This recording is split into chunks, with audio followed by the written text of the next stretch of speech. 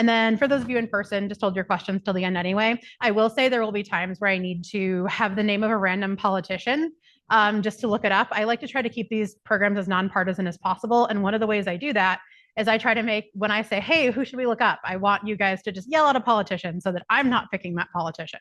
I will pick them if I have to, but it's better if you guys pick them so that I am not the one doing it. Everything that I say, except for my stupid jokes and asides, is going to be written in the handout. So don't feel like you have to necessarily take super good notes. Like if I mention a website or a link or anything like that, it's definitely going to be in the handout. So don't worry too much on that account. So let's get started. So who am I? I recognize some of you. Some of you might recognize me. My name's Alyssa. I work on the second floor. I do all kinds of civic sorts of programs. So for example, if you print tax forms at the library, if you get voting information at the library, if you do any of those kinds of like interacting with your city at the library, that's probably something that I had my little fingers in to try to make easier. So I do all of that kind of stuff. And then today we're going to be talking about ways that you can try to be a more informed voter. Let's see if it lets me click. There we go. So first we're going to talk about what we're going to cover. So we are going to cover how you can find whether you're actually registered to vote, and also just what type of election you're voting in, because sometimes folks don't actually know what type of election we have coming up. You can find out how and where to vote by mail or in person. We'll figure out how you can tell what's going to actually be on your ballot ahead of time. I always recommend that folks mark their selections ahead of time and then go to the polls and just fill out the candidates, because it can sometimes be hard to remember who you intended to vote for if you don't write it down ahead of time. And then finally, the meat of the program, I would say the thing that most of you are probably here for is learning how to research candidates and then find out which candidates align best with your priorities. We'll do a little bonus at the end about navigating the news. And then, like I said, everything that I talk about that's not dumb jokes is going to be in the handout. And it's also going to be on this short link on our website, elmlib.org/vote. So if you go on there, you can just get links to everything that I'm going to talk about.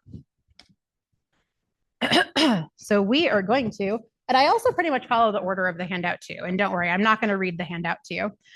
So who here knows for 100% fact, like they would swear that they are absolutely registered to vote and they have voted before and they will continue to vote in the future?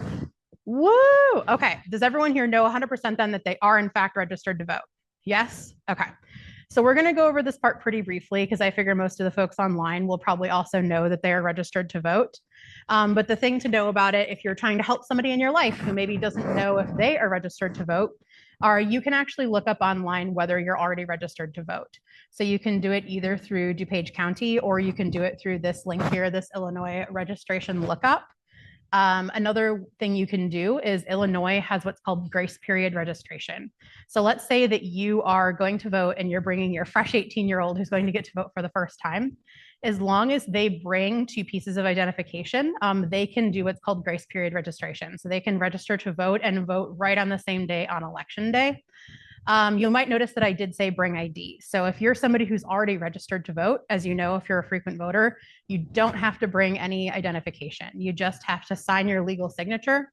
A Democratic and a Republican judge will both look at it and initial it. And then if they both initial that this is the right signature, that's all you need. So you only have to bring ID to vote if your signature has changed significantly, or if you're an 18-year-old. In addition to being a librarian here, I'm also an election judge. And one of the places that I've been posted most recently when I'm an election judge, which is that person who checks you in and gets you your ballot, is at a senior home. And a lot of the people at that senior home have had strokes or they've had other medical things where their signature has changed. So if your signature has changed, they can help you do what's called a signature recapture.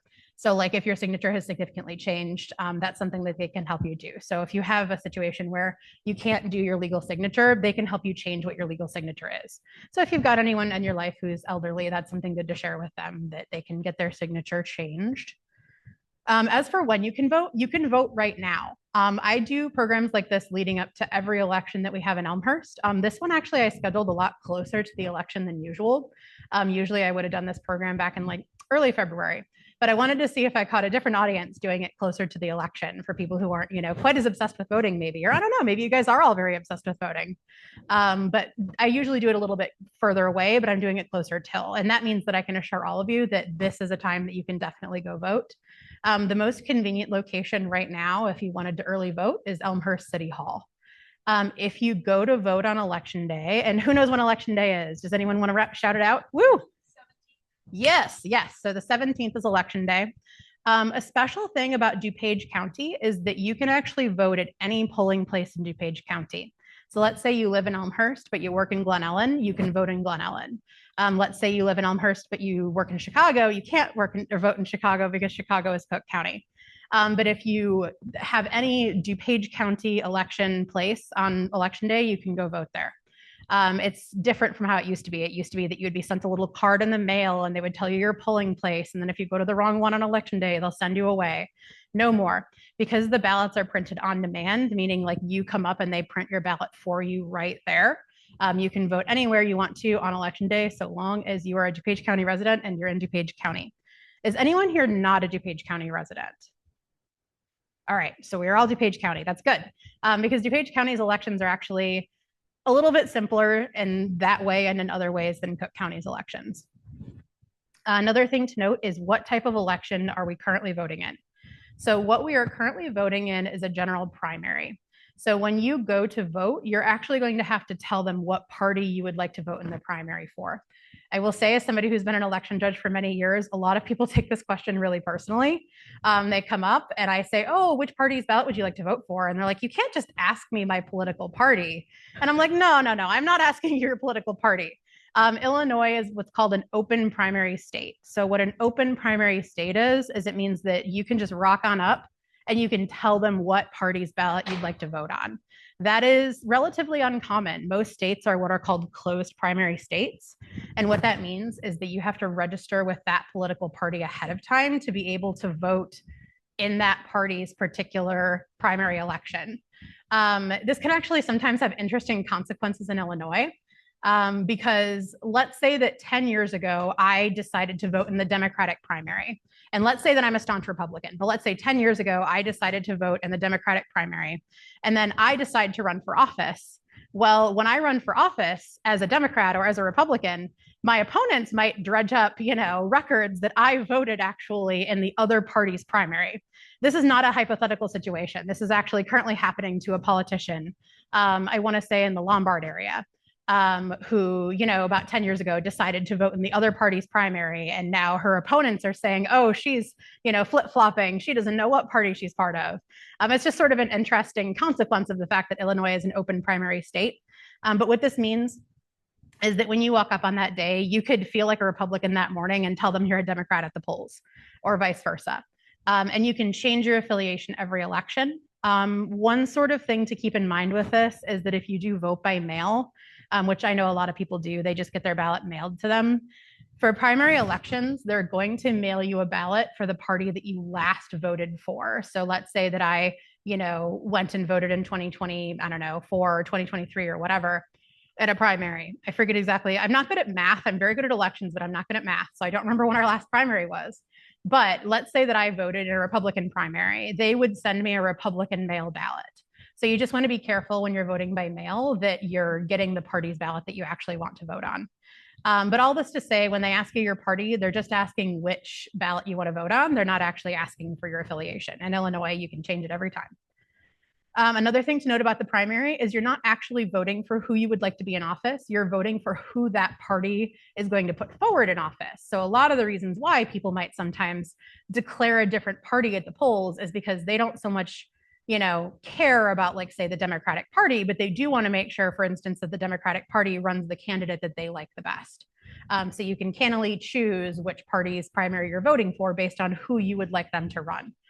So for instance, if you're somebody who enjoys electing moderates, this can be a good strategy. Like if there's an election where, everybody is pretty, far left or far right, and there's only one moderate candidate, that might be, if you're a moderate voter, somebody that you would want to make sure gets actually on the ballot. Let me make sure that I covered everything on this slide. Yeah, I believe I did, especially because you guys are all very good voters who already know if you can vote and if you are registered to vote. All right, so now I'm going to talk a little bit about voter turnout. So what are we looking at here? What is this graph? I know the legends are a little bit small, but do you see how this graph is kind of like this? It's kind of like an up, down, up, down, up, down. So what this charts is it charts voter turnout specifically in DuPage County from 2014 to 2024. So these low points right here, those are all primary elections and consolidated elections. These high points tend to be presidential elections. So it's sort of like being a Sunday Christian. A lot of people are what I would consider to be Sunday voters. They only turn out for presidential elections. And I think that when people do that, they're thinking, oh, there are so many elections, I can't keep track of it all, I can't research, but I do more or less know what the president does. And I do more or less know that I don't want it to be that guy. So like a lot of people turn out for presidential elections. So there's a few reasons why this is a problem. And I think I'm probably preaching to the choir here, but I'm going to get into a little bit anyway. So first things first, politicians are not looking so hard at who exactly people are voting for. They're looking for who turns out. So you guys have probably already heard the statistic that older people tend to vote more than younger people. Well, what does that mean? It means that politicians care more about the concerns of older people. It means that they're worried about, protecting Social Security. It means they care a lot about retirement. It means they care about, Roth IRAs and like all of those things that tend to affect people who are older. It means that, student loans and, buying your first house are, proportionally less of a concern of theirs. So they're looking at who's turning out to vote and they're listening to the people who turn out to vote's concerns. So oftentimes you'll hear people say, oh, well, I hate all these people anyway. I'm not going to bother going to vote. I hate all these candidates. Even if you just turn in a blank ballot, it's still important to go vote because what you're telling the politician is, hey, somebody from the, 24 to 36-year-old or somebody from the 36 to 48-year-old or whatever demographic group turned out. So you're telling them, hey, you have to please me, essentially, because I am going to turn out and vote and I can vote you out of office. And also, if you vote in these smaller elections and these consolidated elections and these primary elections, your voice has more of a say. It's like if you imagine going to a dinner party with 5 guests and the hostess says, what do you want me to make for dinner? And you say, I want lasagna. That's going to mean a lot more than if you go to a dinner party with 500 people and they say, what do you want me to make? And you say lasagna, like you could get voted out and it's going to be meatloaf. So if you turn out for an election where there's fewer people, your voice proportionally means more. And even more than that, your demographic category proportionally means more. So hopefully that is, third reason, habit building. With voting has been shown over and over again when people have studied it to be a habit. If you're somebody who turns out to vote for elections, you're going to keep turning out to vote for elections. So oftentimes those people who are like, oh, I don't care until it's the presidential, they don't actually necessarily always get out to vote because for them, it's not a habit. Like they haven't built that habit of voting. And habit formation has honestly been shown to be one of the best predictors of whether somebody will vote. Whether you voted in the previous election is a really good predictor of whether you're going to vote in future elections. So that's my soapbox. That is one of the few opinions that I'm going to present during this presentation. All right, so let's talk a little bit about vote by mail. So this was something that during COVID got a huge boost. A lot more people vote by mail now than ever voted by mail in the past. And this is a part where I'm going to lean a little bit more on my handout because it's something I want to make sure that I get across. The first thing that I want to get across is that voting by mail is perfectly safe. However, there are things about voting by mail that can endanger your vote counting. And what I mean by that is that if I am an election judge and you come to my polling place and you sign your name and it's like not the right signature, and then me and the other judge are like, oh, this isn't the right signature, we can help you do a signature recapture. We can help you get to the point where you're able to vote. Or let's say that you come in and you vote and you accidentally darken too many squares next to candidates and you try to feed your ballot into the machine and it spits it out and it says overvoted. And the election judge can say, oh, whoopsie, it looks like you accidentally said that you wanted all 6 of those guys to be the senator. Surely you didn't mean to do that. Would you like to try again? And we can spoil your ballot. Similarly, if you come in to vote that day and you are confused by the instructions or it says confirm your address and you're like, oh, I don't know where I live. Which happens. You would be surprised. It actually does happen, probably because I get posted to the senior center a lot. I often have to be like, oh, do you live at Beacon Hill? Because we're at Beacon Hill right now and you were brought down by an aide. I'm pretty sure you live at Beacon Hill. Anyway, all of those sorts of situations, the election judge is right on hand to guide you through it. But if you do vote by mail, you're kind of on your own. If you send your vote by mail ballot in and there's something wrong with it, you might miss the county getting back to you and saying, hey, there's something weird about your ballot. You need to redo it or you need to fix it. So it's not that you shouldn't vote by mail. It's just kind of a caution that if you vote by mail, there's not going to be an election judge there to help you to make sure that you're following all the instructions. And like really the vote by mail ballot is complicated. It kind of feels like doing a tax form. There's a lot of instructions on it. and not following them properly can endanger your vote. Another thing to note, I'm not going to knock our post office because this is being recorded on YouTube, but I am going to say sometimes Elmhurst post office leaves a little bit to be desired when it comes to getting the mail delivered. If you're worried about your vote by mail ballot because of post office issues, know that you can bring your vote by mail ballot to any in-person polling location, and they have a secure ballot box that you can drop it in, and then that's taken back to the county for sure. It's taken back with all of the other ballots. So if it's something where you'd like to do a vote by mail ballot because you like the idea of being able to vote in the privacy of your own home with like Google pulled up in another tab, you can totally do that. And then you can just bring it to a polling location. And the last thing I wanted to address on here is how to get that vote by mail ballot. At this point, I would not try to get a vote by mail ballot for this election. The turnaround time is just too tight. At this point, if you were going to vote and you didn't already get a vote by mail ballot, I would go vote in person.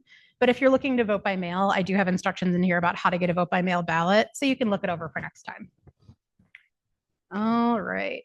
Oh, last thing, if you did want to vote in person, even if you got a vote by mail ballot, this happens very, very frequently. Again, I'm often posted at the senior center where people sometimes don't precisely remember 100% of what they do 100% of the time.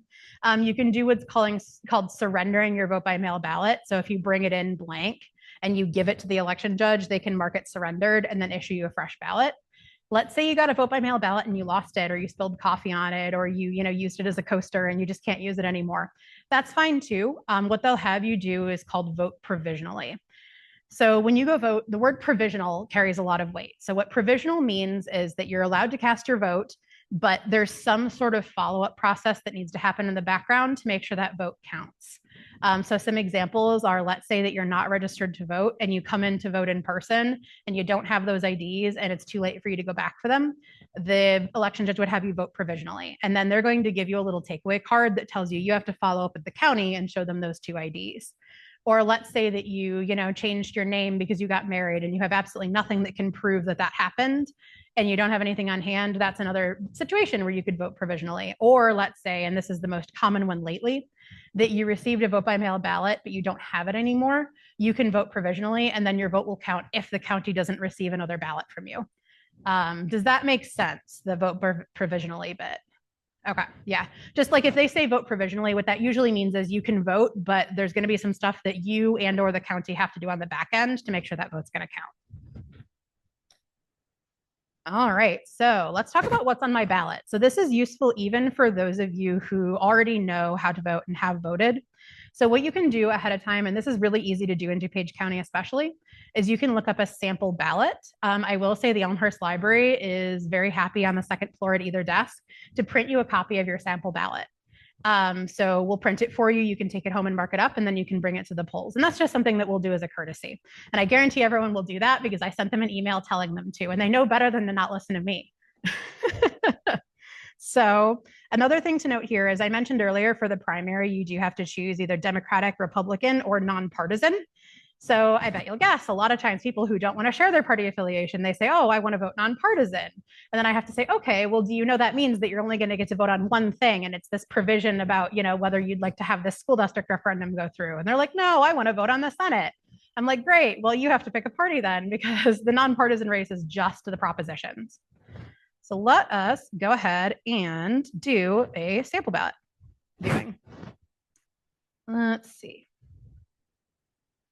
Let me hide my, this is my first, pulling up the internet of the presentation. So it's always going to be a little bit tricky. So if you're the kind of person who doesn't like to remember web addresses like I am, you can also always just type in sample ballot or view sample ballot to page, and it will always come up for you. So when you're reviewing your sample ballot, you can search by address, or if you prefer, you can search by your name if you'd like to also see your voter registration. In this case, I'm just going to search by address, and I'm going to pretend I live at the library because sometimes it certainly feels that way. So let's just pretend for the sake of argument that I live at the library, which we all, of course, know is 125 South Prospect in Elmhurst. So I'm going to go ahead and search. So some things I'm going to see here, I'm going to see my residential address. That's great. I know my address. It's going to show me my precinct. So that's going to be important for knowing what ward you're in. There's also a small office in political parties called a precinct committeeman, which is somebody who is a representative of the party who's like very much on the ground, very grassroots, and they can be kind of a good resource if you're looking to, you know, get involved in politics or have questions for the parties. The next thing you're going to get to is your polling place. And like I said, you're allowed to ignore this and vote anywhere in DuPage County. But the reason why they still assign polling places is because they're trying to kind of approximately apportion the business across the district. Because think about it, for them, it's a huge logistical challenge. They need to know where they're putting their election judges. They need to make sure there's an approximately equal amount of Republicans and Democrats, because something that happens behind the scenes that voters don't realize is there's a lot of things that it needs to be a Republican and a Democrat looking at, or a Republican and a Democrat initialing, or a Republican and a Democrat being like, yep, that box sure is empty, that is actually a job. At the beginning of the day, a Republican and a Democrat have to open a box, look at the empty box, and then agree with each other that that box is empty. It's always so surreal when you're there at like 5:30 a.m. and you have to find another adult to agree with you that an empty box is empty. The last thing you're going to find here, or rather the most important thing, is the actual sample ballots. So in this case, you'll notice that there's actually not even a nonpartisan option. And that's because right here at the library, this particular address doesn't even have any propositions to vote on. So if somebody who lived at the library, which is me, went to vote and gave their address, I wouldn't even have the nonpartisan option because there's no propositions. And the last thing it's going to tell you is your elected officials. So like, let's say you're like, I don't know who my ward alderman is, or I don't know who my president is, which if you don't know who the president is, I'm sorry that you didn't, hear that really obvious fact that's, on the news everywhere. But you can scroll down here and it'll show you all of your elected officials. So this can be a good resource if you're trying to figure out, who to get in touch with about like an issue here in the city of Elmhurst. Like the older person is sort of like that, form of government that a lot of people don't know who their older person is. So you can find it here. So let's go ahead and look at a sample ballot. And this is my first opportunity to yell things. Give me the name of a political party, Democrat or Republican? Democrat. Okay, we're doing Democrat. All right, so I'm going to go ahead and hit view ballot.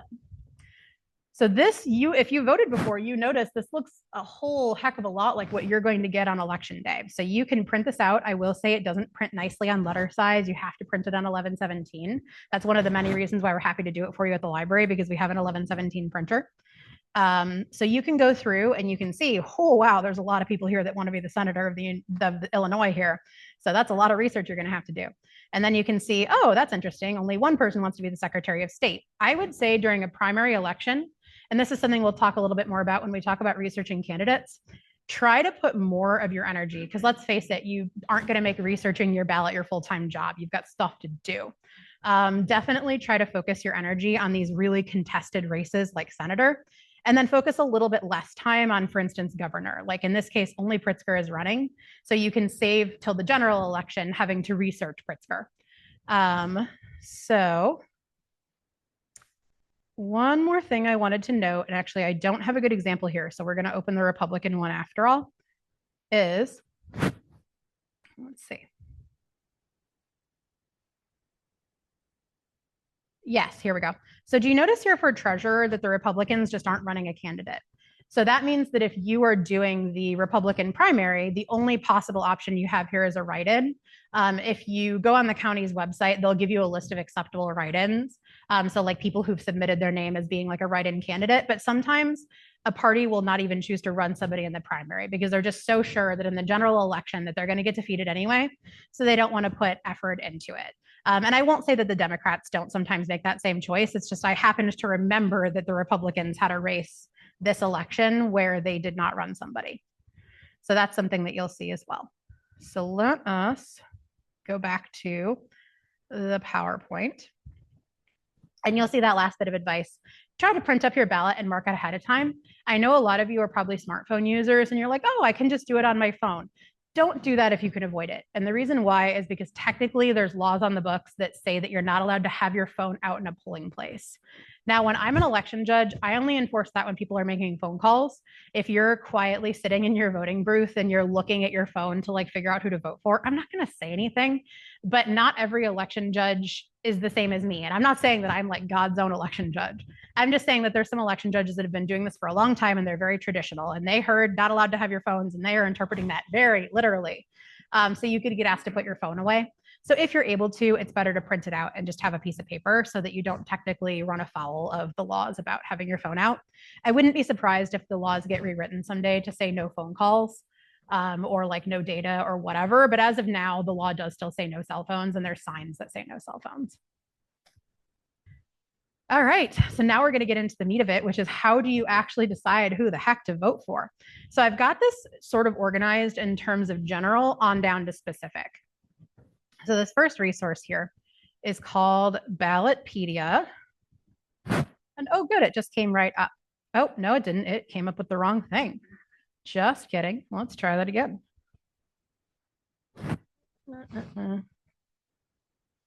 Oh, my link went the wrong way. That's okay. I am good at Googling. So Ballotpedia is kind of like Wikipedia specifically for elections. A difference between this and Wikipedia is that Ballotpedia is a nonprofit maintained by paid staff. So it can't just be everybody and sundry who's using it. So we're going to do another yelling out exercise. Somebody give me the name of a politician. Doesn't matter if they're Illinois or whatever. Literally anybody. Pritzker. Okay, so we're going to do Pritzker. All right. So I'm just going to do a search for Pritzker. So you can see here that there's not just politicians in here. So you can see there's also stuff about the state of Illinois. There's stuff about the gubernatorial election back in 2018. There's all kinds of things in here. So let's just go to governor of Illinois, because similar to Wikipedia, you can see that there's links within here. So like if I wanted to go to a specific person, I could do it from there. So let's see. If I keep scrolling down, here we go. I have a link for JB Pritzker. So it's going to have some of this biographical data at the top. It's going to have like their term when they end. It's going to have their salary. It's going to have their biographical info. It's going to have all their many social medias.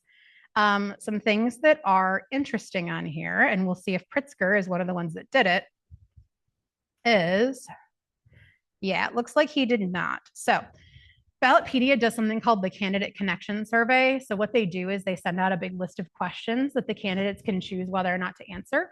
And it can be a really good way to decide who you want to vote for, because they're going to ask things like, oh, what's your stance on abortion? What's your stance on immigration? And it can just be a good way to see all at once what someone's stances are. I will say not all politicians do it. It's not necessarily even like a strike against them. Sometimes they're just busy, or sometimes they're running in a really small time election and they, just aren't putting that much effort into it. I will say, not to, show an opinion, but in Pritzker's case, he probably could have had one of his assistants do it. He's probably got a lot of staff that could have done it for him. Another thing you'll see in here, and this is mostly going to be for the larger elections, is you'll see endorsements. So endorsements basically is some other guy saying, yeah, I know Pritzker. He's cool. He should totally be the governor. And like, that's kind of a facetious way of putting it. But essentially an endorsement is just another person or another organization coming out and saying that they, this is the candidate that they would like to win. Something we'll talk about a little later is if you're somebody who doesn't have a lot of time to do research, sometimes endorsements can be a really good way to make your decisions. I have a couple of examples in the handout, but like, let's say that you're somebody where, you're very, very strongly liberal. You might want to use, a very progressive endorsements guide. Let's say you're somebody where your most important issue is like the right to life or anti-abortion. Then you might want to use like the Illinois Family Institute's endorsements guide. It doesn't replace doing your own research. Like, you're never going to get that same peace of mind that you get just doing your own research. But if you've got limited time, but you still want to vote relatively informed, endorsements can be a really good way to do that, because they've kind of already done your research for you. And as long as you agree with that organization, then it can be a good way to make sure you're making the decision you want to make. I side with, we're not going to get too into this one just because it's not something where it's like show offable, but basically what it is, and hang on, I'm going to delete my floating meeting controls. Basically what I side with is it's a really, really, really long quiz where they're going to ask you all sorts of questions about your personal political positions. And then they're going to match your political positions with the candidates. So particularly in the senator election, that would be really helpful, because on both the Democratic and the Republican side, there's like a bazillion people who would like that office. And sometimes, especially like if it's Republican versus Republican like this, or Democrat versus Democrat, their positions are going to be relatively similar. So something like I side with is going to help you figure out like how to split the difference between, say Krishnamurthy and Stratton. Like, I mean, they're both Democrats, but like, how do they differ, for example? So I side with can be really helpful for getting like a little bit more granular. I will say a weakness of I side with is they're definitely better for your big national elections. than they are for your smaller local elections. Like they're more likely to do the bigger races. But it can also be really good if you just have been out of the political game for a while. Like if you just haven't followed politics, like despite the fact that I do this for a living, my mother is one of those people who won't vote unless I like tell her to vote and then remind her to vote and then tell her to vote and then go out for dinner with her and then bring her to vote before. Like she's one of those where you really have to twist her arm. And like when she was first getting back into voting, my brother and I have opposite political views. So we would both be like little bugs in her ear telling, oh, you should vote for this one. You should vote for this one. So I, the better child, had her do the quiz to see where her views lied. And then, said, okay, well, don't listen to me and my brother. Listen to this thing that told you what you believe. So it can be a good way to help somebody in your life who maybe isn't as in touch with politics figure out who they might want to vote for. Let's say you don't have time for that. The Pew Research quiz is a much shorter version of that. That is going to be one where it's just going to kind of give you your general political party. So it might tell you if you're liberal or tell you if you're conservative. I know you're like probably like, oh, of course I know if I'm liberal or conservative. But those of you in the audience who are older know that over time, these political parties have changed their views. Like yesterday's conservative is today's liberal is yesterday's conservative. If any of you went to that James Madison program that we had several weeks ago, he talked all about how, the political parties have changed so much over time that being a Democratic Republican back in 1776 has really no real life analog today. So if you haven't been in politics for a while, it's a good way to kind of get on board. So let's talk about Ballot Ready. So Ballot Ready is really, really good at that job of just figuring out who you want to vote for. So like the actual like sort of meat and potatoes, figuring out who you want to vote for. We are going to again pretend that I live at the library. It becomes less pretend every time I say it. Let's see. And we're going to get started. So this also is going to let you email it if you want to. But in this case, we're just going ahead and hit research this ballot. So first I have to choose a party. Because people have given me Democrats the last few times, we're going to choose Republican. And we're going to take a look. So over on the side here, it shows all the races that I'm looking at. So let's start with the Senate. So here you can see these are all of the folks who are running to be senator on the Republican side. So we're going to pick Casey. So this is going to tell me the basic details about him. So it's going to show me all of his social media. It's going to show me his experience and his education. And then it's also going to show me what he thinks about various issues. And the way that Ballot Ready puts together the information is just from publicly available information on the internet. But it's really helpful because it's all in one place. It saves you having to do as much searching. So let's say that you're a voter who really, really cares about taxes. Let's go ahead and hit taxes and budgets. So we can see here, and again, these are very much soundbitey. It's just, oh, no federal taxes for young Americans, abolish property tax, abolish IRS. But all of these is a hyperlink. So if I go to this link, it's going to show me where it got the information. So you can see here, they got it from Casey's own site. So this saves you having to look up the campaign websites for every individual candidate. So I would consider Ballot Ready to be like an aggregator where it's putting together information that's already out there. And then it's putting it in a really easily digestible format so that people like you and I who, it's not our full-time job to decide who we're voting for, we just want to vote informed, can use it. You can also find that it has information on the races that are sometimes a little harder to research. So for example, judge races are notoriously difficult to research. It's at least going to give you their experience. And we're going to talk later about some ways that you can research judges better, just because I know it's something that's especially tricky. Once you've got everything all set on Ballot Ready, I would need to actually pick everything for it to let me do it. But once you've picked something for all the races, it's going to produce something that you can use to print it out. And then you can just take that printout with you to the polls, and it's made to print well, so you don't have to do it on 1117 paper like the other one. So Ballot Ready is really good at that particular task of just like getting all of your ducks in a row about who you want to vote for.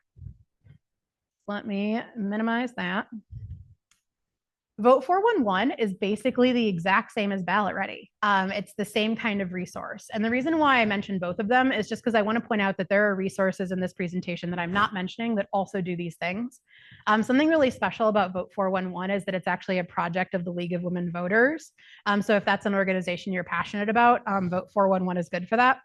I would say another thing I really like about Vote 411 is I feel like they're much stronger than Ballot Ready is at those very small local elections because the League of Women Voters is such a grassroots organization. So for example, the League of Women Voters does candidate forums where they give candidates in contested races a chance to come out and talk to voters directly, and then they put those on their YouTube channel or on their website. So oftentimes Vote 411 will actually link directly to those candidate forums. So I would say Vote 411 is a little better for those very local elections. But the reason I like to mention Ballot Ready is because it is great for national elections and it's just a bigger organization. So there's benefits to that as well. Let's go ahead and move on to VoteSmart because the League of Women Voters Elmhurst is basically just a reminder that they've got really good resources on their website. So something that I love about VoteSmart is that it's really great. Something that I don't love about VoteSmart is that they recently moved towards making you have an account. And that is a pet peeve of mine. I really don't like it when websites make me have accounts. But fortunately for all of you, I signed into the account ahead of time so that you don't have to wait for me. So let's X that off. Sorry, I'm just doing some of my housekeeping here, hiding my meeting controls again. So let's go ahead and do another yell out. Somebody give me a politician. Crucially, it has to be somebody who's already been in office. Anybody? Robin Kelly? Yeah, let's do it. All right. So we're going to go ahead and put in Robin Kelly and then hit enter. So you can see here, I'm glad you chose a really common name because you can see here it's going to show everybody whose name is close to that. And we want Robin Kelly. So we're going to go to her. And then this website's a little bit tricky. You can't just like go to her. You now have to pick these categories. So let's go ahead and start with her bio because it's simple. This little thing up here at the top, this Civic Sage, this seems to be a new thing that they're doing where you can like talk to an AI chatbot and it'll give you information from the service. I would say I would probably still just want to do it myself. Civic Sage is so new that I probably wouldn't trust it yet. Give it a couple elections and then try out Civic Sage. So this biographical section is going to be pretty similar to what Ballot Ready gave you, Ballot Ready would give you, but something that really makes it different is this tab here, which is called Votes. So the reason I asked you to give me somebody who's already been in office, no thank you. The reason I asked you to give me someone who's already been in office is because this particular website, VoteSmart, will actually give you their voting record on everything they've ever voted on. So if you're somebody who really likes to dive deep, like let's say that you're very passionate about, I don't know, immigration, and you want to know about how they've voted on everything related to immigration, and you don't just want to trust an endorsement, and you don't just want to trust their campaign website, you want to see that they put their money where their mouth is, this is a really good resource for that. So you can see, for example, that she voted no on reaffirming Iran remains the largest state sponsor of terrorism. She voted no on the Department of Homeland Security Appropriations Act. She voted yes on this Tribal Trust Land Homeownership Act. So this is something where like you can get really, really in the weeds about what all these people actually did. And where you can see here where it says like what the outcome was, if you go ahead and click on this link to the actual bill number, it will go ahead and tell you a little bit more about the bill. So it's going to give you the timeline of the bill. And then I believe there's also a link, though I'm not seeing it. Oh yeah, to see the sponsors and co-sponsors of the bill. So VoteSmart is good if you want to get really, really deep. Like if you're somebody who has a lot of time, or if you're somebody who's just really passionate about a specific issue, it's pretty great. Another thing you can look at is their positions. So similar to Ballotpedia, where they had that candidate connection survey, this particular website has what's called the political courage test. And what the political courage test does is it lets the candidates go on the record about their position on something. So you and I would probably love to go on the record about our positions on things. We're normal people. We love sharing our opinions. Politicians, not so much. Politicians would really rather you just think of them as somebody that you would like to elect. When they actually go on the record about their position, it's going to alienate some voters and it's going to bring in some other voters. But the fact remains that for a politician, it's not actually super desirable for them to go on the record about something. So the political courage test can be a really useful way of figuring out where they stand on the issues. So in this particular case, she didn't actually take the political courage test. However, what VoteSmart does is they research the public records to determine their likely responses. So VoteSmart's kind of doing the work for you of looking at the ways that she's voted on certain things and then surmising her position. So for example, if we look at, I'm going to choose something a little bit less hot than abortion. I'm going to choose elections. Actually, that's pretty hot too, but you know what? Politics are hot. It's fine. So elections, do you support requiring a government issued identification in order to vote at the polls? So you can see here that they have found 3 sound bites or 3 things that she has publicly said on the record that lead them to believe that she does not believe that we should have a ID requirement for voting. So you can see here they've got some things from her X page, and then they've got a vote that she made that voted in favor of a Voting Rights Advancement Act. So this is sort of an easier, faster way of researching their positions. Finally, let's take a look at their ratings. So this is going to show you those endorsements that I talked about earlier. So you can see here, for example, that the Family Policy Alliance doesn't like her very much. You can see here that Pro-Choice America really likes her. You're probably not surprised, given that we knew we picked a Democrat. But this is a good way to just sort of see at a glance who endorses people. I would say VoteSmart is one of the better ones. If you're really willing to pour a lot of time in this, you can go really deep. Like you can feel like you watered this person plants essentially because you've gotten so deep. Yeah, go ahead. Ah. Mm-hmm.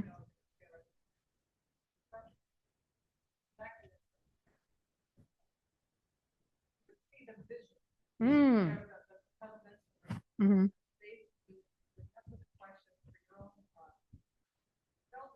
Mm-hmm.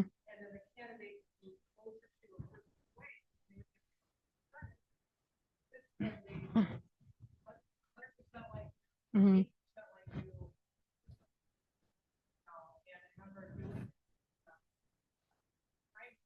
Mm-hmm.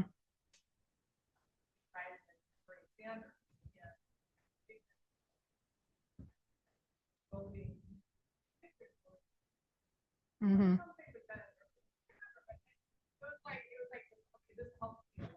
Yeah.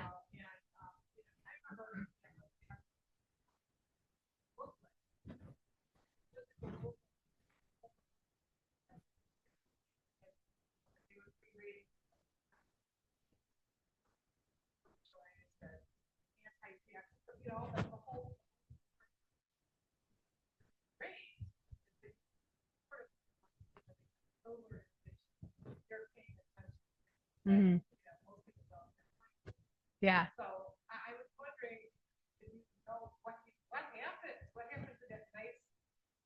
Yeah. So somebody in the audience, I'm just reading it because the folks on Zoom can't hear anything that's not in the mic. So someone in the audience mentioned that they used to be a member of VoteSmart and that VoteSmart used to have something actually quite similar to iSide where you could see how close you were to particular politicians, and also sent out like a paper guide showing you like the NRA said this, the NARAL said this, and made it a little bit easier to do that research. I will say my answer to that is I don't 100% know because I've never been a member. Honestly, having to make a login is the closest I've ever been to being a member of this organization. And I was mad about that. So you can bet that I didn't become a member as well. I don't 100% know about what they did with those particular things that they used to do. But I will say that in addition to like cherry picking individual candidates to research, they do also have this section along at the bottom that's like more information, and you can look at like information about particular political parties. So it's possible that some of that information is on different parts of their website. Mostly what I highlight about this particular organization is the ability to research individual candidates. But it's possible that some of that information still exists on there where you can take quizzes and see how close you are to candidates and where they are on the issues. So that's a really long way of saying I don't know. But, I specialize in long ways of saying I don't know. I'm a librarian. Mm-hmm. Yeah, they're a good organization. I'm a little mad about the login requirement, but I got over it because, it's a good organization. All right. So now let's say that you guys are all extremely low trust. Let's say you are the kind of person that you look at a politician and you're like, I don't even trust him to say the sky is blue. You're going to really love this next resource because it is called Open Secrets. And what Open Secrets does is it shows you who's funding particular politicians. Because maybe you don't trust their voting record. Maybe you don't trust what they say in their biography. Maybe you trust nothing, but you probably, if you're one of those very cynical people, trust where the money is going. So let's go ahead and look up a politician. There it goes. This time I'm just going to grab somebody because I want to make sure that I'm conscious of time. So we are going to grab this Republican here because he's the first one that came up. So you can see here along the top, you've got his summary, elections, state data, industries, PACs. Does anyone here know what PAC stands for? Does anyone want to guess?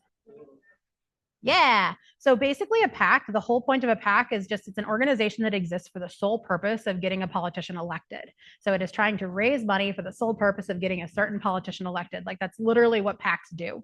And PACs often work on behalf of like special interest groups.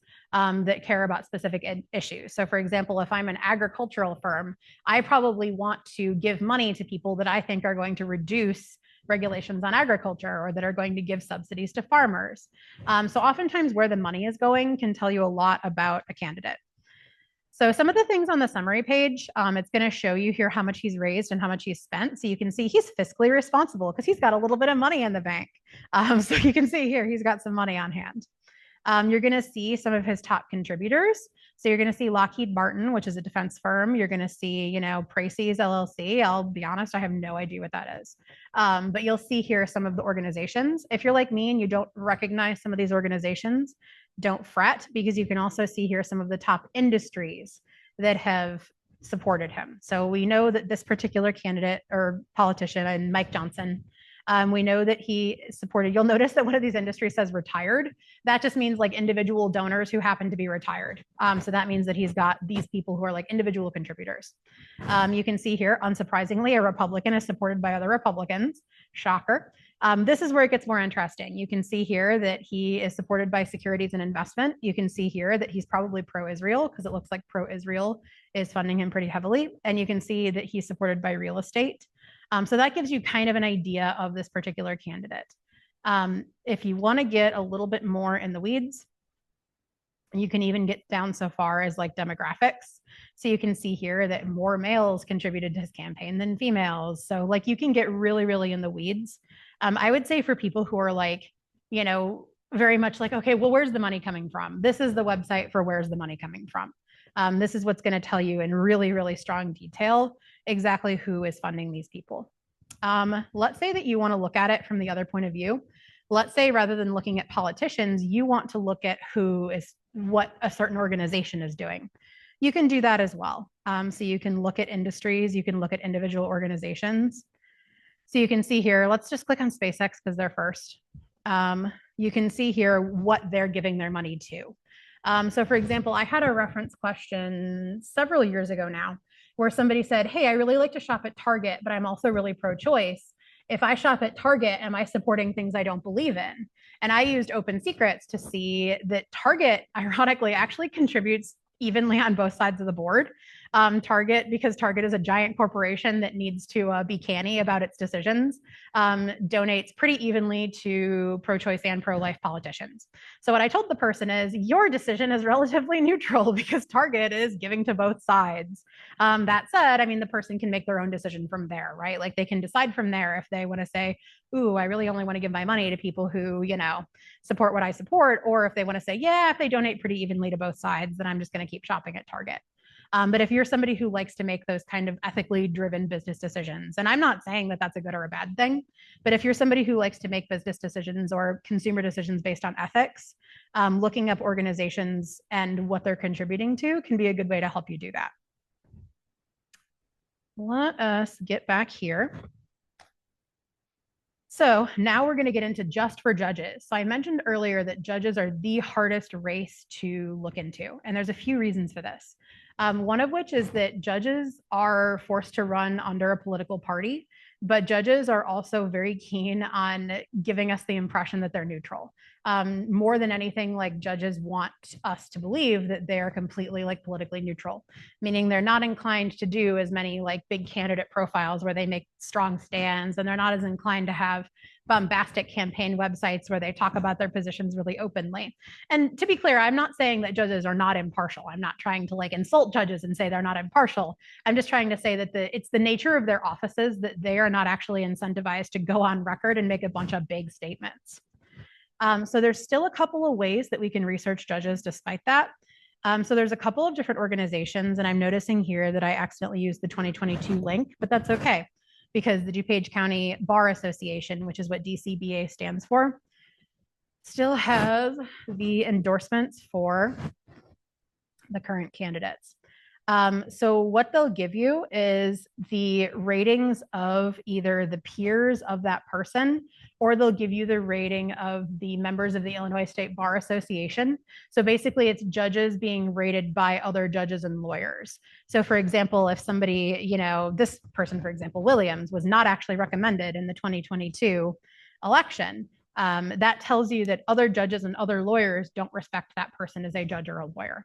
So that's just something that can help you make that decision because, we don't necessarily know. I mean, maybe you guys do. Maybe you guys are all very important lawyers, but I'm not. So I don't 100% know exactly what makes a great lawyer or a judge, but their peers do. So the DuPage County Bar Association and the Illinois State Bar Association both put out their recommendations. And I will say, I never remember what part of their website it's on. So I would probably just look up DuPage County Bar Association endorsements on Google because I love me some Google. And you can see here, there's even a Daily Herald article where they say, hey, they just released these. And then you can actually follow it to the site, or you can just read the Daily Herald's write-up if you can get through the paywall. Another thing to note, I would say the DuPage County and Illinois State Bar often have the same information, so you don't necessarily need to look at both. You can also, as in the case with any candidate, some of them do have campaign websites, so you can check them. But I would say another really strong tip for the judges is just Google their name. I'm not going to share the exact judge because I don't like to drag particular people on things that are being recorded. But when I Googled the name of one of the judge candidates several elections ago, it turns out that he was in the middle of legal proceedings because he accidentally discharged a gun through his wall and it went to his neighbor's house. And if I hadn't Googled the person's name, I wouldn't have known that. And I might have just voted that person in and I would have been like, ooh. So like just Googling someone's name can often be a really good barometer. And especially with the judges where information is scarce, it's often easy for them to just keep getting elected and elected and elected. So that is a good resource. I'm not going to click into Injustice Watch because you guys said you're all DuPage County. And Injustice Watch is a really good resource for Cook County judges only, fortunately. I hope someday they start doing the collar counties because it's a great resource. Similarly, Vote for Judges is another Cook County resource. So for DuPage, most of our best things are looking at the candidate's website if they have one, Googling the names, and then looking at the DuPage County and Illinois State Bar Association. All right, so because we're going to pivot now into talking more about like how to evaluate news sources and how to sort of look at what you're reading, let's see if there's any questions on that first bit before we pivot. Does anybody have any questions or thoughts about those resources or just anything where you'd like to see one of those again? Yeah, what's up? Yeah. Mm-hmm. Mm-hmm. Mm-hmm.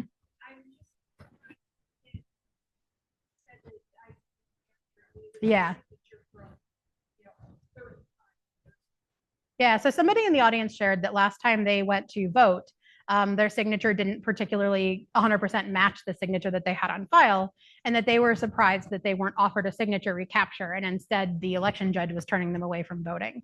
So something that I would say about election judges is it's an extremely strange job in that how often are you trained to do a job and then you have to do that job for one day for like 14 hours straight, and then you don't do that job again for like 6 to 8 months.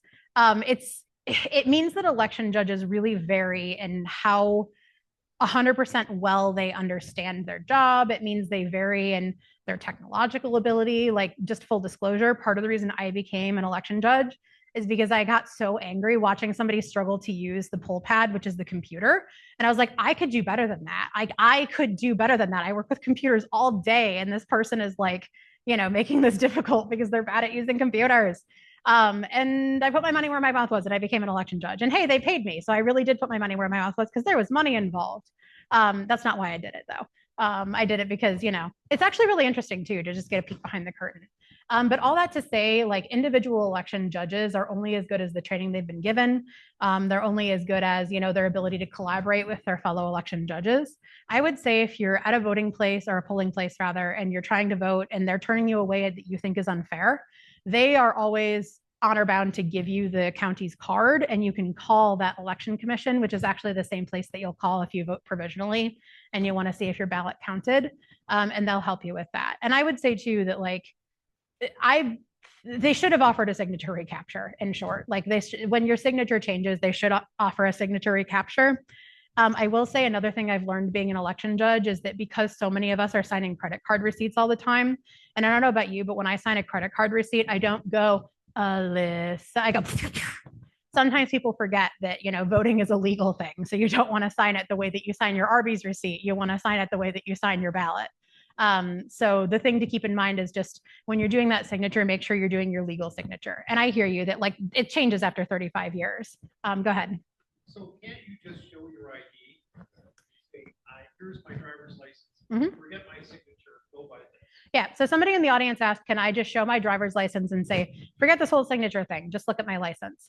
So the signature matching is unfortunately, or fortunately, possibly, depending on your point of view, a necessary part of the process.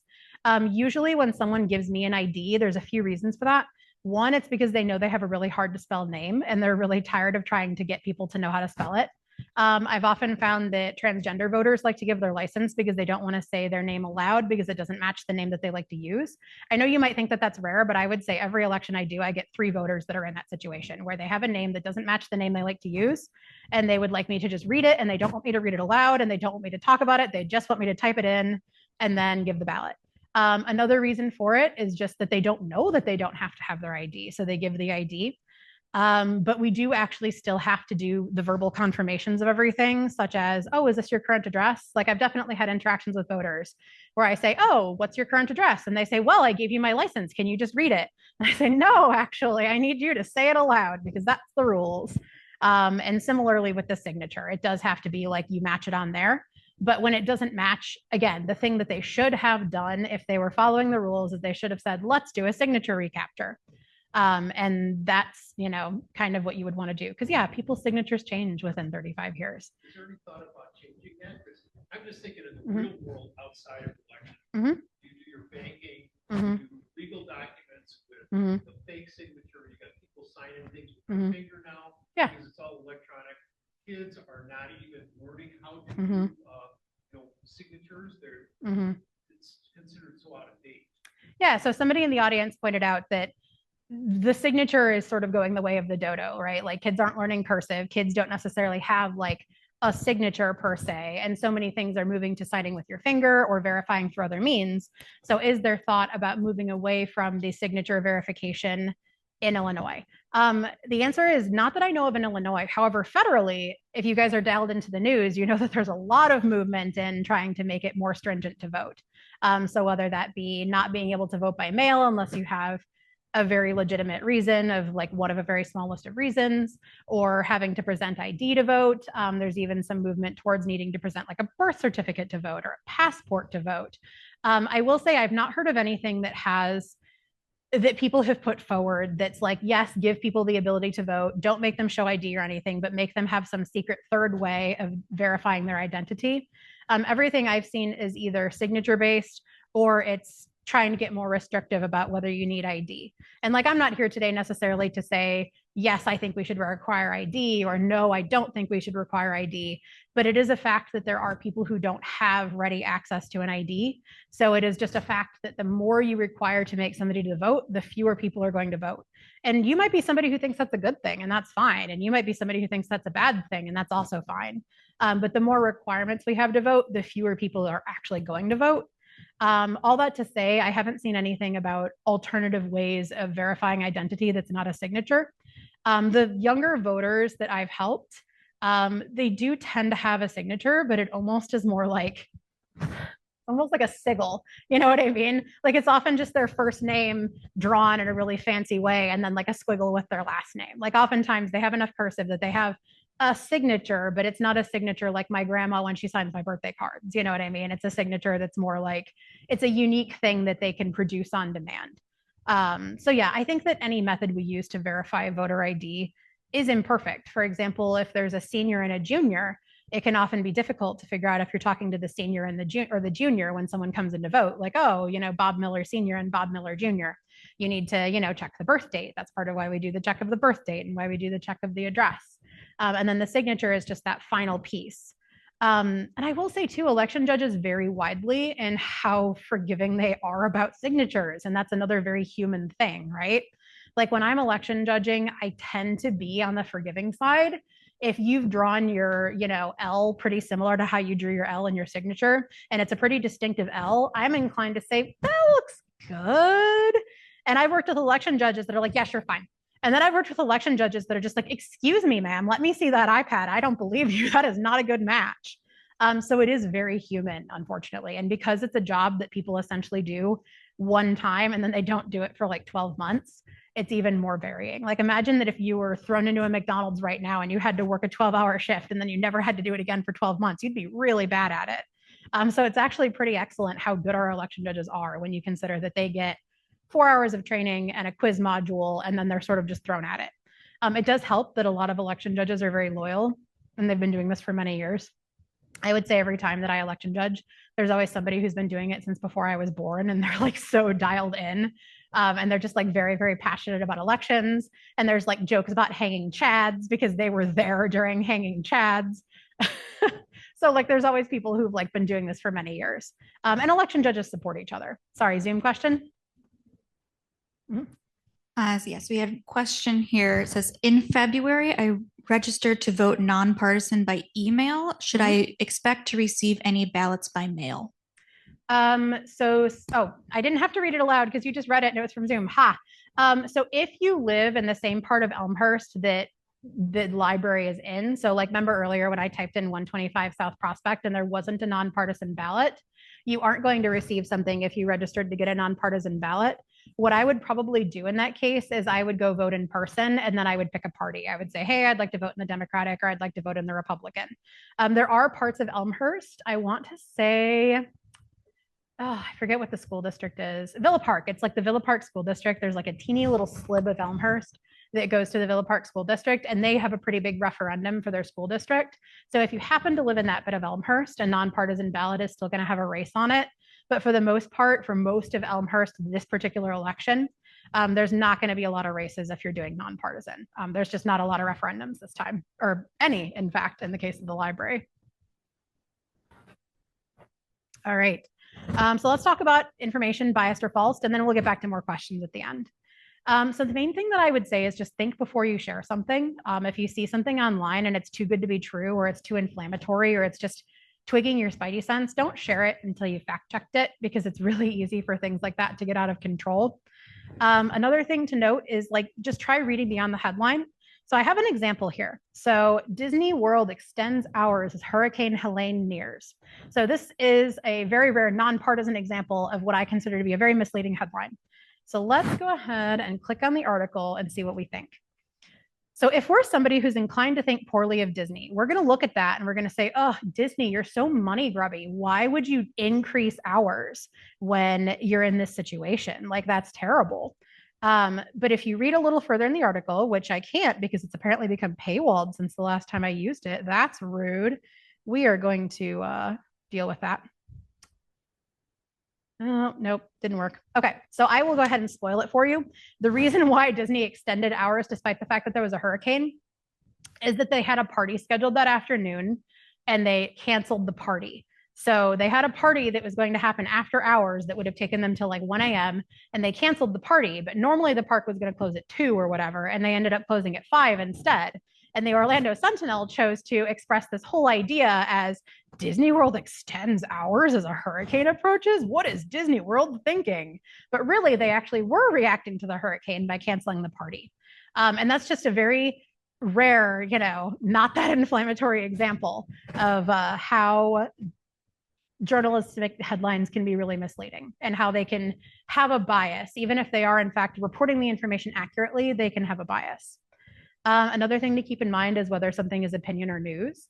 There is a place in this world for opinion. Like, opinion coverage is really helpful, but it shouldn't be confused with news coverage. Oftentimes, responsible news sources will actually say something like opinion at the top of the web page. Or if you're using a paper newspaper, it'll often say opinion, or it'll have like a big picture of the journalist and then like an editorial headline and then the editorial.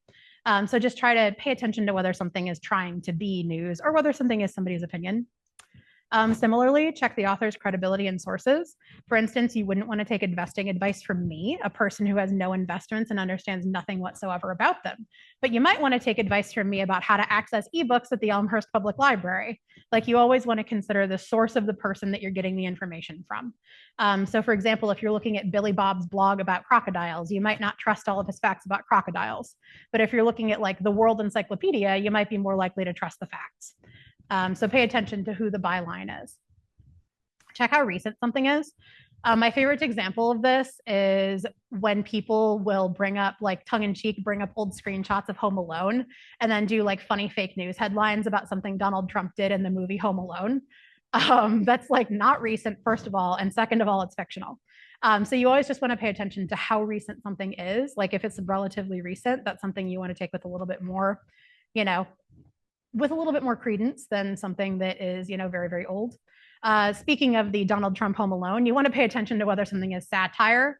So, for example, most of us know The Onion is satire, but there's a lot of other satire websites that are less well known. One of my favorite examples is the Beaverton, which is a Canadian satire website that does a lot of funny hockey jokes. There's also things like the Babylon Bee, which is satire from like a right-wing Christian perspective. But like you might not be as familiar with the Beaverton or the Babylon Bee as you might be with the Onion. So you just always want to pay attention to the source of something. You also want to pay attention to whether you're believing something too easily because it confirms your instincts. I'm sure all of us in the audience and at home have at least one person who we just irrationally dislike.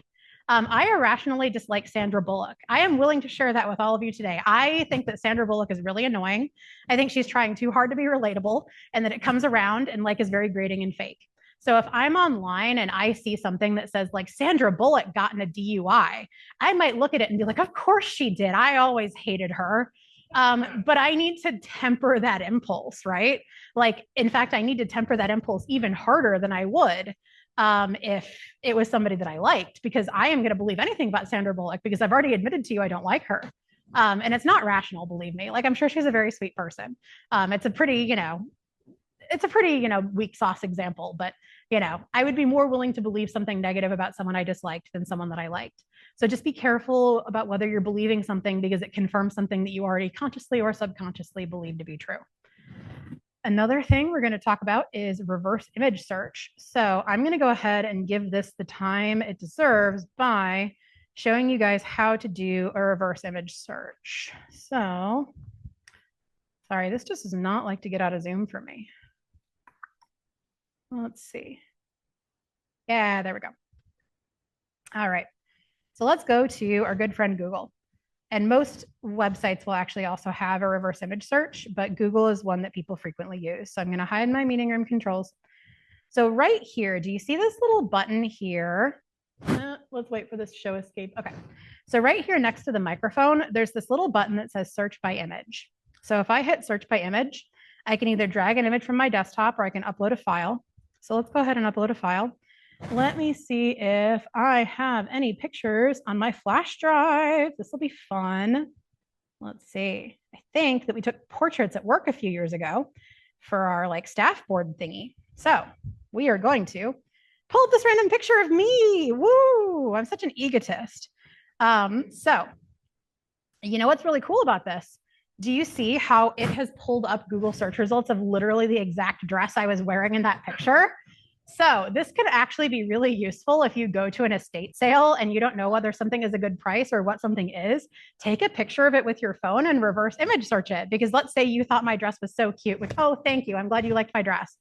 You can go ahead and look it up and you can see that I got it. I sure did not pay Ralph Lauren prices for it. I bought it on Macy's clearance. But you can see that it is Ralph Lauren brand. So this can be really good, not just for figuring out what dress somebody was wearing in a portrait, but if you see like a picture on Facebook and you're not sure if it's real, go ahead and reverse image search it and see if it's something that you're seeing hits for anywhere else. Oftentimes, if it's fake news that's making the rounds, you'll put it in a reverse image search and you'll find somebody debunking it, or you'll find somebody saying, hey, that picture's a hoax. A really common one that I'm going to bring up because we might have severe weather tonight is every time there's a hurricane, you'll find somebody sharing that image of like a shark on the freeway where it's going to look like there's a shark swimming along on the freeway. It is not a real image. It is a fake image. But every time there's a big hurricane, people will share that and be like, there's sharks on the freeway. Another time this will come up, sometimes there will be like a war or conflict. If you reverse image search that picture, you'll find that it was actually from a conflict 10 years ago, and they just grabbed a picture of a war and they did not grab a picture of that war. That is a really good sign that a journalistic outfit is not doing their due diligence. So it's kind of a caution about trusting what they're saying. So reverse image searching, it's great. You can do it on your phone. You can also do it on here. It's not just good for politics. It's also good if you, like me, love to go to garage sales and estate sales. All right, we're going to go back a little bit because I went too far. And then a couple more resources I want to bring up. So we have a service here at the library called Library Fact Check. You can find it on our website under services. So what that is it's essentially just a way to ask us a question. And like you might know, if you're frequent library users, you can literally ask a question just by rocking on up to the desk and asking us a question. But Library Fact Check is specifically for those questions where information is hard to find, or where it's like a politically sensitive question, or it's just something where you've already looked for information and you're not finding anything. So for example, that question I shared with you earlier where someone wanted to know if they should shop at Target, that was something that came in through Fact Check. A few elections ago when Darren Bailey was running for governor, he's running for something else now, I believe senator. But when he was running, he might be running for governor again. I don't remember. Anyway, somebody asked whether Darren Bailey believed that there were dinosaurs, and they said that they had heard in a political ad that he didn't. So we were able to trace back the claim to a political thing that one of his opponents said. So one of his political opponents claimed that he didn't believe in them. And then when we followed that claim further, it turns out that it was not so simple as Darren Bailey saying, I don't believe in dinosaurs. It was that Darren Bailey was in the administration of a school that used a textbook by another company, and that textbook said there weren't dinosaurs. So that's not really the same thing as Darren Bailey saying he doesn't believe there are dinosaurs. But that's the kind of thing that Fact Check can help you with. If you've got like a claim where you're just not sure where to go, or it's something where you're not finding good information, we can help you kind of trace things back to the source. And I will say, full disclosure, I handle most of those just because I do a lot of this stuff. But some of my coworkers handle them too. Like, I'm not trying to throw anyone else under the bus, but I handle a lot of those in practice. All right.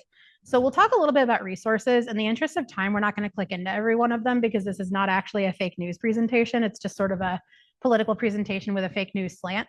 The one that I'm going to specifically mention here, because a lot of these other ones are about finding out whether specific things are hoaxes, but All Sides is particularly useful because it collates for you all in one place news coverage about the same topic from different biases. So let's go ahead and look at this one right here. That's the top of their page. You can see here that a central news source, which is Newsweek. So Newsweek has a pretty central bias. It's pretty moderate. It doesn't have a strong Republican or a strong liberal lean. Mentions, Iran war, new alert warns of sleeper cells activating. You can see that a far right source, the National Desk, talks about that same particular thing. And you can see that they even use slightly more, slightly more extreme language. And then similarly, you can see over here that the left is also talking about this, same thing. So if you're trying to get sort of like a news story from all angles, this can be a really good resource. And, sometimes it's hard to find, good information from just one side. Like, there are times when there's an important thing happening in our country and only one side is talking about it. It's kind of an old example at this point, but like when the Hunter Biden laptop thing came out, pretty much every major news source thought it was a hoax. And it was really only Republican news sources that were reporting on it like a real news story. And like, I'm not interested in, talking about Republicans versus Democrats, but I am saying that even if you're a Republican, read Democratic news sources. And even if you're a Democrat, read Republican news sources, because it was in the Democrats' best interest not to report on that story seriously. And similarly, there's things where it's not in the Republicans' best interest to report on a certain news story seriously. So it's really important to read across the board so that you're getting that balanced perspective. Because sometimes something like the Hunter Biden laptop story that honestly seemed so wild that of course it's fake ended up being true. And like, you need to read widely to kind of get news from all of those different sources. I personally love reading news I disagree with. I think I even prefer it to reading news I agree with because it stretches my brain more. It makes me think a little bit harder. It makes me read like the arguments a little bit closer because I'm like, oh yeah, this isn't something I really believe. And therefore it's, really interesting to see how you talk about this because it's not how I talk about or think about it. So now we're going to do a little note on AI. So this is something that's come up a lot recently, the idea that AI and deepfakes are really, really good at making fake videos and fake images that are not real and that are very, very convincing. So the difference between AI now and AI a long time ago is that AI now is almost indistinguishable from real stuff. So this image that I have here is from December 2025. So who here thinks this is a real image? Who here thinks this is a fake image? Woo, you're right, it's a fake image. So this particular image was shared by a Democratic strategist on X, but it went huge after that. It, was reported in a lot of places. It was reacted to by a lot of people who thought it was absolutely real. And part of the reason why I specifically wanted to use this image is because I think it's a very common narrative in our country right now that fake news is something that the right is doing to the left, but it's not. Fake news is something that parties are doing to each other, and it's something that hurts everybody. It's honestly another fun thing about some of our historical programs is that fake news has been around as long as our country has been around. Like people were, casting aspersions on John Adams back in the 1780s. Like fake news is nothing new. The only thing that's new is that we have different tools now that can make it so much more dangerous and so much more convincing. So like if I'm looking at this picture of Donald Trump with the walker quickly, there's nothing that's obviously wrong with it. Like it's not like it's, obviously a clip art walker. It's not that, there's like a little sun in the background with a big smiley face. Like there's nothing about this image that's obviously fake. But there are some things that you can kind of keep an eye on to see that it's fake. For example, notice how blurry the people in the background are. Notice that his hands are a little bit muddy looking. If you're really good at images, you might notice that the lighting on his walker is slightly different than the lighting on him.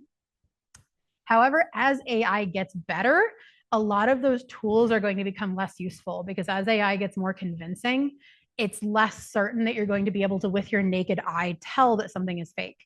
So this particular image was outed as a fake because somebody ran it through AI to see if it was AI. So they gave the image to Google Gemini and said, hey, Google Gemini, is this AI? And Google Gemini was like, well, it is, in fact, and here's how. So ironically, a really good way to tell whether something is AI is to ask AI if it's AI. Another really good way to do it is a strategy called lateral searching, which is whenever I'm looking at something on the computer that I don't quite believe, I pull up another window and I see if other news sources are saying the same thing. So this is kind of an old example at this point. But like 4 years ago or so, I was at an ice cream shop and I overheard people saying that Kobe Bryant had passed away. And I was like, oh, that's, is that true necessarily? And like, rather than texting all my friends, oh my God, Kobe Bryant died, I pulled up my phone and I Googled it and then I read it and I'm like, oh, okay, that's one source. And then I Googled it again and read another source. If multiple sources are all saying the same thing, something is likely to be true. But if there's just one source that's saying it, or in this case, if there's just one Democratic strategist sharing this image of Trump with a walker, then it's much less likely to be true. The resources on the previous slide are a really good way to get more examples of this. I picked this one with the walker because it was relatively recent. And like I said, I wanted to show an example that it's not just a right thing, it's a right thing and a left thing. But like if you go on Snopes or Media Bias or PolitiFact, all of these websites will give you plenty of examples of things that they've debunked. So it's kind of fun to just see the sorts of things that people on either side are saying about each other that aren't true. All right. Oh, the last thing I'll share is most of you who've been patrons for a while know that we make an election binder for every election. So what the election binder is it is literally a binder. When I say binder, it is actually a binder, and it's not a binder full of women. It's a binder full of candidate profiles and other information about the election. So what I do and what my little, co-conspirators do is we research all of the politicians, and we have things like a subscription to the Daily Herald and like all of those things that you might get paywalled on. And we print them out and we put them in that binder. So it's a really good way to research the candidates without having to do all this Googling. It's upstairs near the top of the stairs. It's just like on a little low table. And like literally, it's just a white binder full of information. So feel free to take a look at it. We always put a lot of work into making it. Frankly, we kill a lot of trees making it. So the more you look at it, the more that's worthwhile. And that is pretty much all I have. The email address is here. That first one is our sort of generic reference desk email. So that's like just talking to librarians here. That second one is my specific email. So like if there's any questions or follow-ups or thoughts you had for me. And now I can open it up to questions from you people in person and the Zoomies. Yes, go ahead. You mentioned AI multiple times in the presentation. Yeah. Have you ever tried to just tell AI, yeah, here are the candidates I'm looking for, and here's where I live. Tell me who to vote for. Yeah, so somebody here asked, have I ever tried to go into AI and say, hey, this is where I live, this is the candidates, this is like my beliefs, tell me who to vote for or who's running or what have you. So the answer is yes. I actually do a whole other presentation that's called Fake News, Real News, and How to Tell the Difference. And then another one that's called Civics and AI. So like this is you getting just like, I don't know, 5 minutes about me talking about AI. Oh, if you want me to go into AI, baby, I got an hour and a half on that. So I've definitely done that. So the thing about AI is it's not actually intelligent, right? Like they call it artificial intelligence, but that's kind of a misnomer.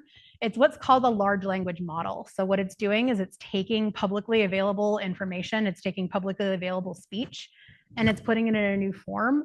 And it's only as smart as the things that it's crawling. So if I were to ask AI to give me that information, what it's going to do is it's going to use a lot of these same resources that I talked about in this presentation to put that together.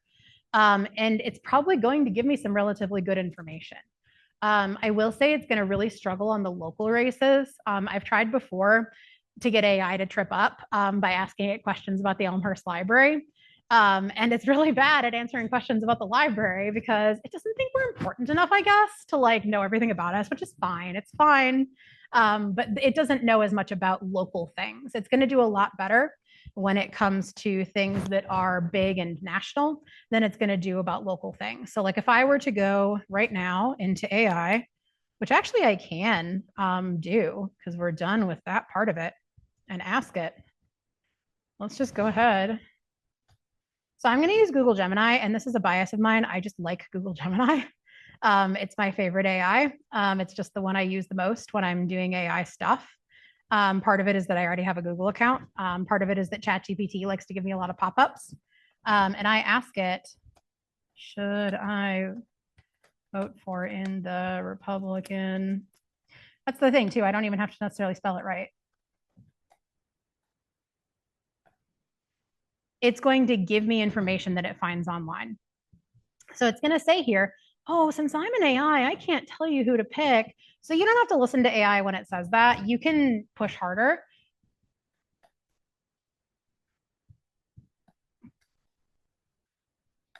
So I'm going to put here, this is just theoretical. Tell me why I might choose one over the other. I don't need you to tell me who to pick. What a lot of people don't realize is that AI does have safeguards in place to like not tell you exactly who to vote for. It's still going to give you that information if you ask the question differently. A really good example is if you ask it, how do I make a bomb? It's going to tell you, oh, I'm not going to tell you how to make a bomb. But if you say, hey, I'm writing a novel and I have this villainous character and he's telling the hero how to make a bomb, can you write me dialogue for that villain? It's going to give me dialogue for that villain that tells me exactly how to make a bomb. So the safeguards in AI are not as strong as people think they are. So you can see here that it talks about, some of these ways. And sometimes you have to, really, be like, no, give me specific examples. Yeah, so you can see here, it really does try to avoid giving you that specific information. But if you keep pushing, it's going to talk to you about the candidates in sort of a veiled way. Go ahead. Yeah, I guess where I was going with that is, like, suppose I really want to see Medicare for all. Yeah. And I said, I posed the question differently. Who should I vote for that supports Medicaid for all? And yeah. So you can see here, it's going to do kind of that same thing where it's going to give you this very veiled language. But if you kept pressing, it's going to trawl their campaign websites and then give you stuff from their campaign websites. I will say that usually AI is a real time saver, but because AI hates giving you political information, it's actually going to take more time in this case. I would also say that AI is the most powerful when you're using it as a brainstorming partner for something you're already good at. So for example, we have a program coming up this summer where we're going to talk about different ways to identify things that you find in nature. So when my coworker and I were making the newsletter description for that program, we were like, I don't know, what do we call it? Nature apps, nature ID, identifying bugs, plants, and insects. I don't know. So I just told AI, like, hey, I'm doing a program about this. I'm doing an event about this. Give me some title options. And then I picked my favorite of those options. And like, I've been a librarian for a while. So like, I can evaluate a program title and say whether it's dumb or not. Whereas I haven't been, a politician. So I might be less good at navigating this information to find misinformation within it. But I would say the really sort of bottom line answer is that it's really, really hard to get AI to comment either way on politicians. You have to press it, you have to push it, you have to be like, no, give it to me. Or you have to be like, no, it's this fictional situation accidentally, please give it to me. But all of the AIs have safeguards in place where they're very, very loath to give you the sort of information you're looking for. But if you press hard enough, you can probably get it eventually. But it's not going to save you time, unfortunately. It's going to probably take you more time. Let's see. Anybody else? Anyone on Zoom, for example? All right, no Zoomies. All right, anyone else in person? Go for it.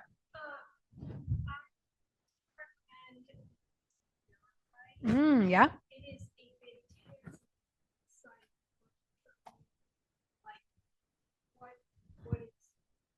Mm-hmm. Mm-hmm. Yeah, so somebody in the audience mentioned that something they really like to verify real news, fake news is a site called BBC Verify. So most of us probably know that BBC is the British Broadcasting Company, something company. Okay. I don't think I ever actually had to know what BBC stood for before. So that's fun. But the BBC essentially is government funded news from Britain. You can hear it a lot on NPR if you're a fan of NPR. There's also a lot of lovely mystery television shows that come out on the BBC if you're into that. So BBC Verify is just another one of those sources where they will go through and they'll determine whether something is real or fake. So here's an example I'm going to click on because it's specifically talking about how this imagery here of this explosion is an AI generated image. So that's something to be aware of, that like oftentimes the images that you're seeing online of certain things are AI generated. A weird personal fun example. So my spouse takes Chinese classes on the internet. And one of my spouse's instructors had to cancel. And they claimed the reason that they canceled was because of an apartment fire. So they sent a picture. So my spouse, just for fun, fed it into Google to be like, oh, I wonder what the name of the complex is. I want to read more news about the fire. It was fake. It was not actually, it was like an older image of a fire that had happened years and years and years ago. So it's just an example, like a personal example of like how sometimes just because you have an image of something, you can't necessarily believe it. So yeah, here's another example of like, oh, this one's so obvious, actually. You can tell that one doesn't look realistic at all. But yeah, BBC Verify is another good resource for that particular thing.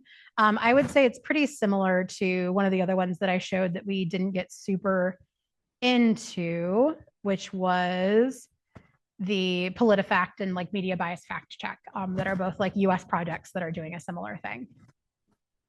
Let's see, any other questions, comments, thoughts, feelings? Yeah, go for it.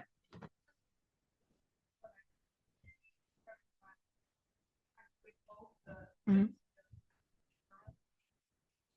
Mm-hmm. But I'm also watching. Yeah. A lot of things that you learn visually, Mm-hmm. things that are not written about. I watched the other Senate forum Mm-hmm. last night. Mm-hmm. Yeah. Mm-hmm. Mm-hmm. Yeah.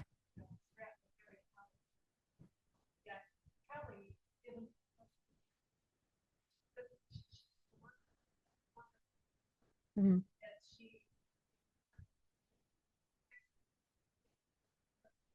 Yeah.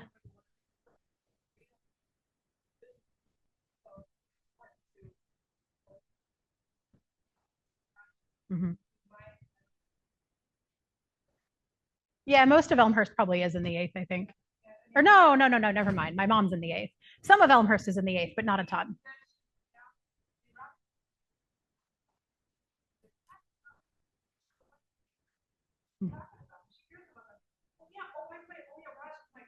Mm-hmm.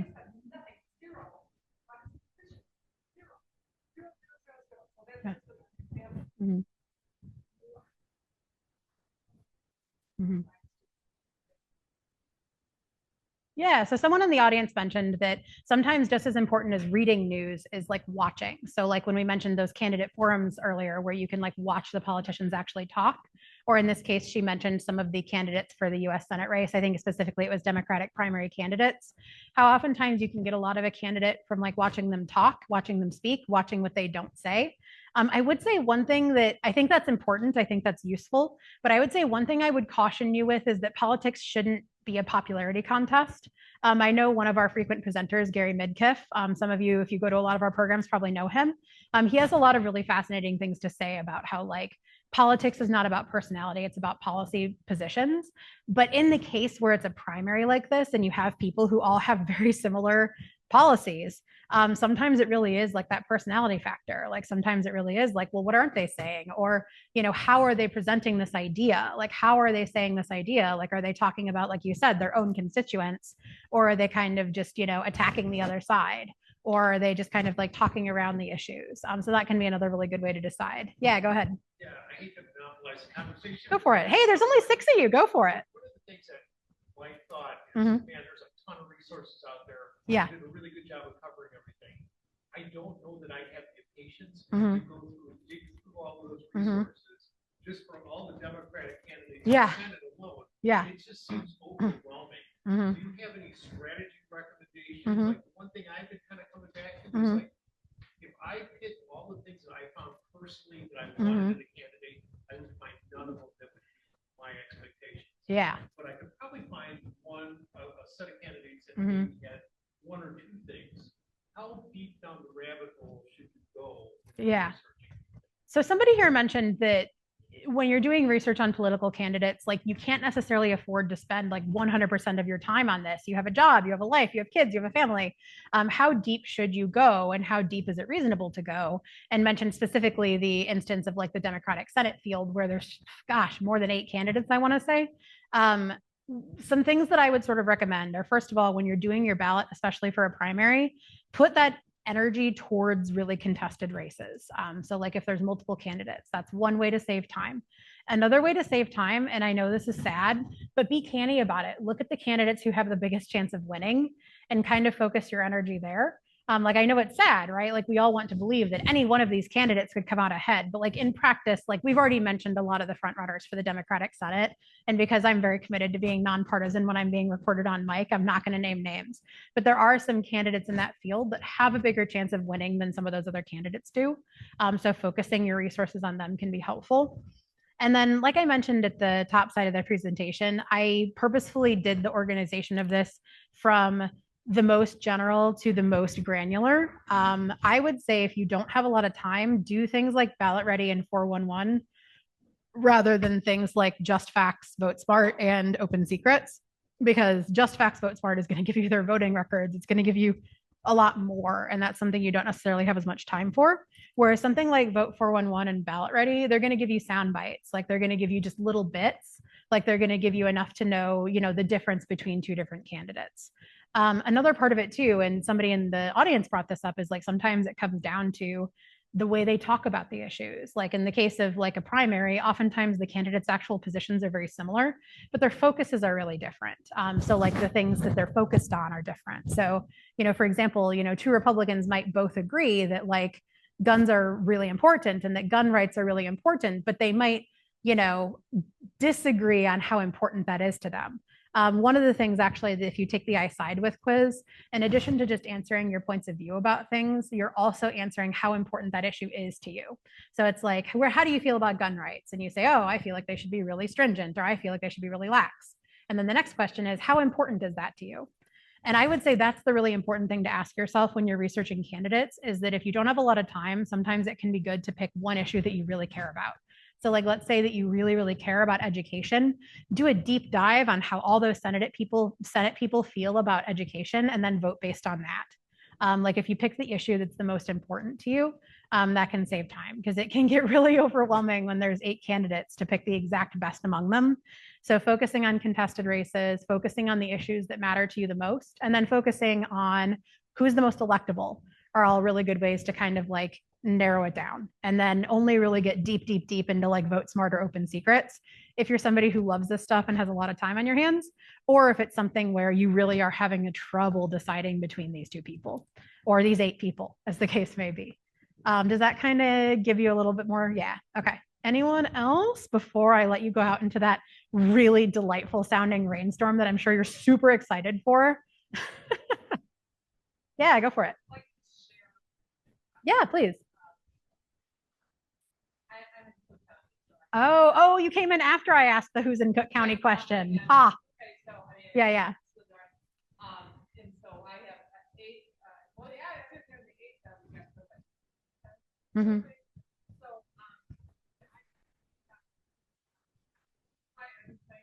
Mm-hmm.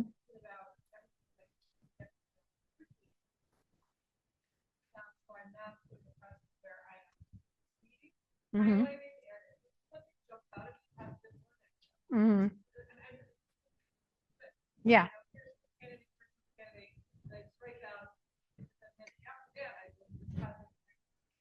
Mm-hmm. right Mhm. now, it's down to peak value. Oh, Practicality, yeah. because then it's like, well, there's something.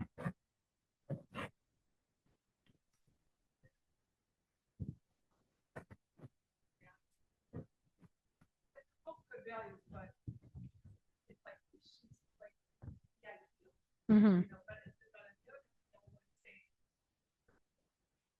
Yeah. she's been around, no, you know, and say, oh, yeah. Then when you actually get there, it's like, get this my process. Hmm.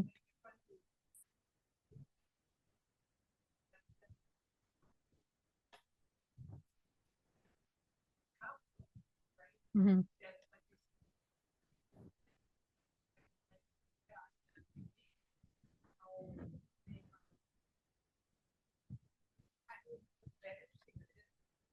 Yeah. So I get it.